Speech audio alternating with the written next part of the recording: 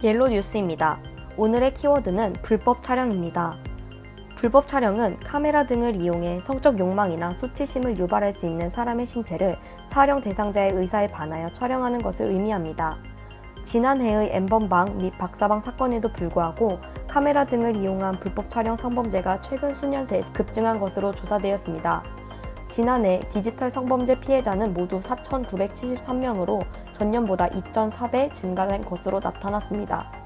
유사범죄가 끝없이 발생되고 있는 만큼 불법 촬영에 대한 사회적 인식은 개선되어야 할 필요성이 있다는 말씀드리며 오늘 뉴스 본론으로 들어가겠습니다. 불법 촬영의 새로운 판례를 가져올 레깅스 몰카 사건을 중심으로 구후 성폭력 범죄의 처벌 등에 관한 특례법 제14조에 관한 내용을 알아보도록 하겠습니다. 최근 대법원은 레깅스 몰카를 찍은 남성에게 무죄를 선고한 항소심 판결을 깨고 유죄 취지로 사건을 파기환송했습니다. 파기환송이란 상급 법원이 판결을 파기한 경우 다시 심판시키기 위하여 원심 법원에 돌려보내는 것을 말하는데요. 해당 사건은 다음과 같습니다. A씨는 2018년 5월 버스에서 레깅스를 입은 여성의 하반신을 약 8초간 촬영하다가 적발되어 카메라 등 이용 촬영죄 혐의로 기소되었습니다.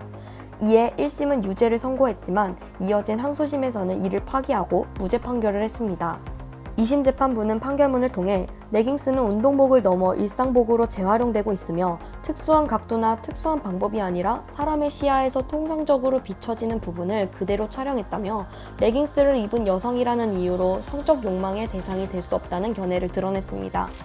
또한 피해자가 경찰 조사에서 기분이 더럽다고 표현한 것을 두고 이러한 진술이 피해자의 성적 수치심을 나타낸다고 보기 어렵다고 보았기 때문입니다.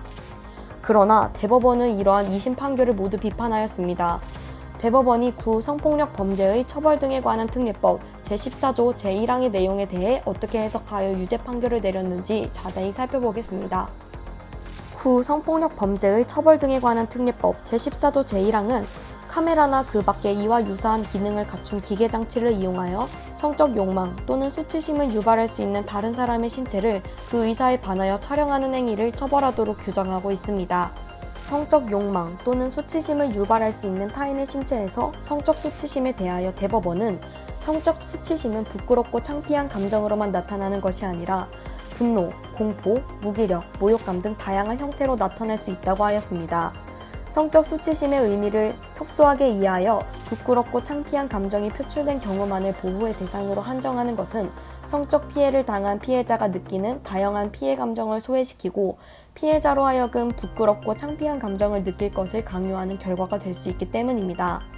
그러므로 대법원은 피해 감정의 다양한 층위와 구체적인 범행 상황에 놓인 피해자의 처지와 관점을 고려하여 성적 수치심이 유발되었는지 여부를 신중하게 판단해야 한다고 밝히며 피해자가 느끼는 성적 수치심의 인정 범위를 확장하였습니다.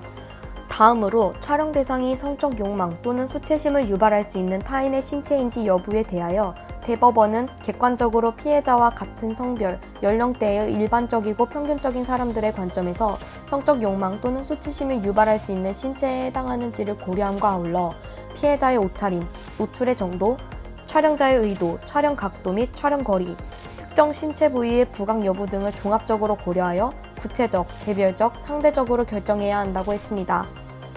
또한 촬영 대상인 신체는 특정한 신체의 부분으로 일률적으로 결정되는 것이 아니고 촬영의 맥락과 촬영의 결과물을 고려하여 그와 같이 촬영을 하거나 당하였을 때 성적 욕망 또는 수치심을 유발할 수 있는 경우를 의미한다고 하였습니다.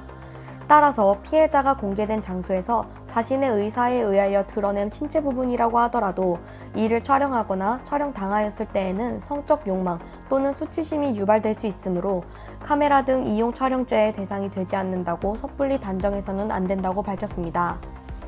2심에서 무죄로 판결된 사건을 유죄로 뒤집은 대법원의 판결은 불법 촬영 인정 범위를 확장하였다는 점에서 시사하는 점이 크다고 할 수 있습니다. 현재 법률에서는 불법 촬영자를 7년 이하의 징역 또는 5천만 원 이하의 벌금에 처한다고 규정하고 있으며 불법 촬영물을 소지, 유포, 복제 등을 하는 경우도 강력하게 처벌하고 있습니다. 자신도 모른 채 촬영되고 있을지도 모른다는 불안감 없이 누구나 의사에 반하여 촬영되지 않을 권리가 당연히 보장되는 사회가 되길 바라며 옐로뉴스 마치겠습니다. 감사합니다.